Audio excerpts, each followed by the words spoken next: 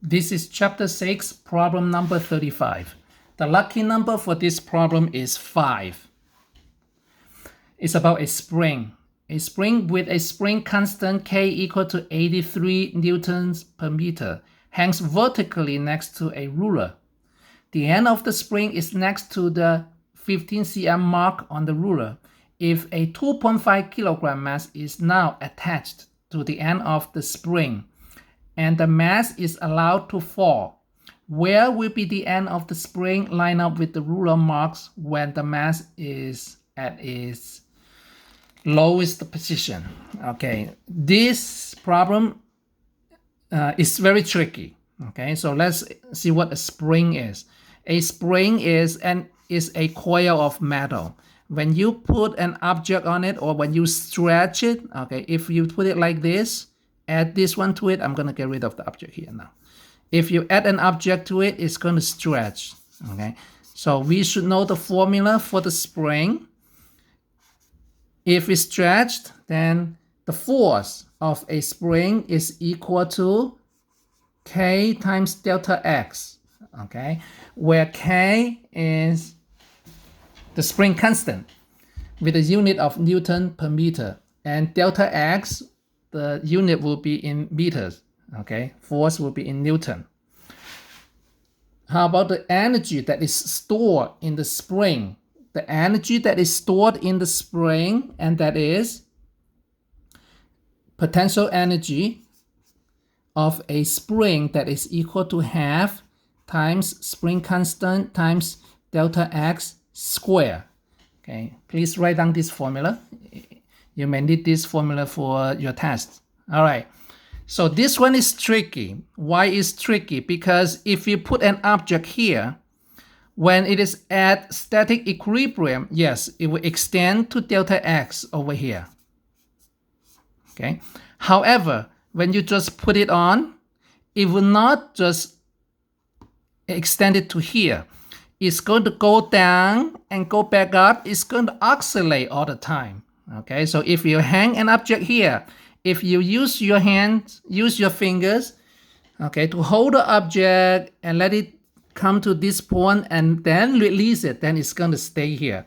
If you just put an object here, release it, it's going to go down and go up and keep going like this. Okay, and without any friction, without any air friction and internal energy loss due to the spring, because even in vacuum, if you keep oscillating, then the spring will get warm and eventually it will go to the equilibrium position. Okay, but ideally, in an ideal spring, if you put an object here, when it goes down, then it go back up, it just oscillate all the time.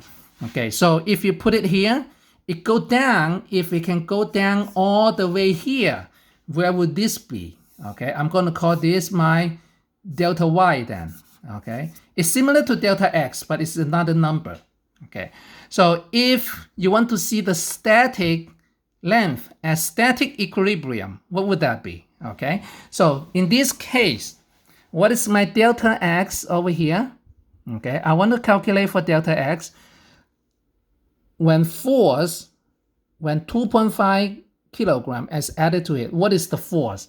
So force is equal to 2.5 kilogram times 9.8 Newton per kilogram.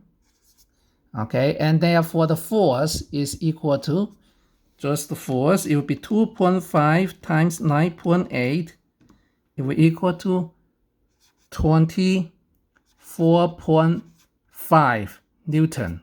Okay, when it's 24.5 Newton over here, how do I calculate for delta X? Just divide it by the spring constant. Okay, because the force is equal to spring constant times elongation. Okay, so delta X, it would be equal to 24.5 divided by 83. So it's about 0.295 meter. Okay, so if you do it like that, delta X is equal to 0.295 meter.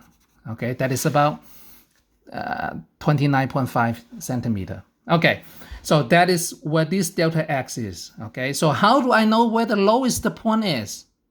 All right, so when we put it here, okay, it over here, so it's delta y. So what kind of energy it has? If I hold it like this, it's not moving.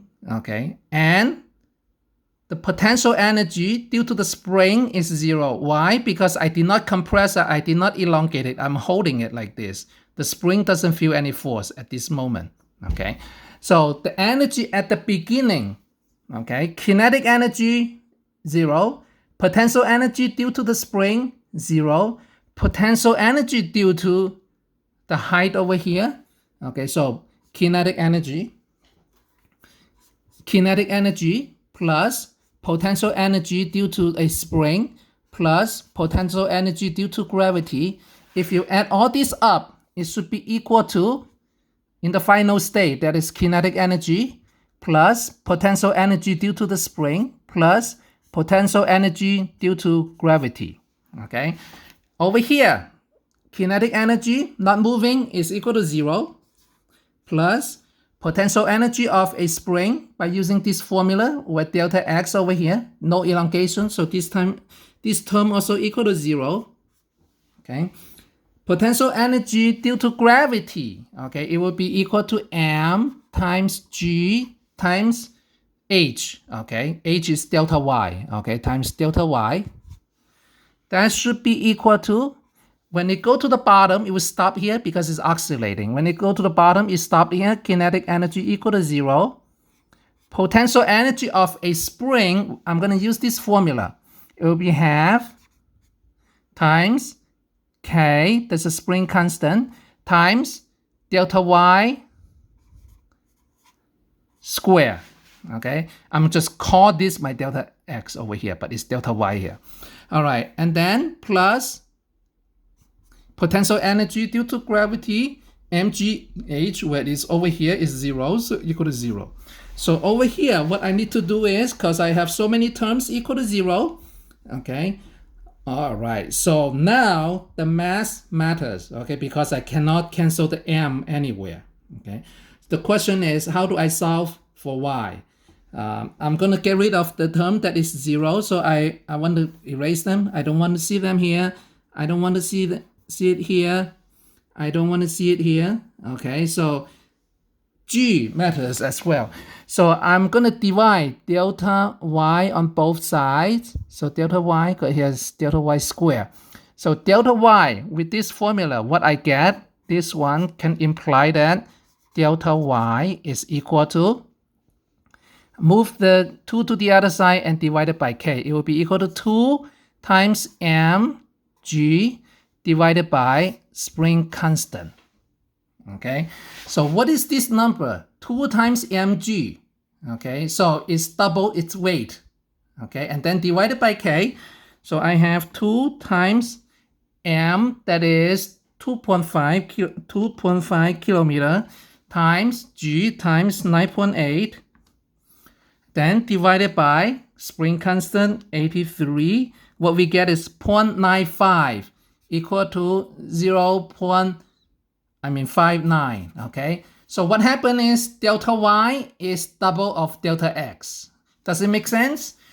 This one, if you allow it to oscillate, okay, it's going to be twice the distance of where it end up. It makes sense. That means it go down here, go up here. So at the end, it will reach half the distance. Okay, so this is your answer. This one is very tricky. Okay, by the way, the lucky number for this problem is 5.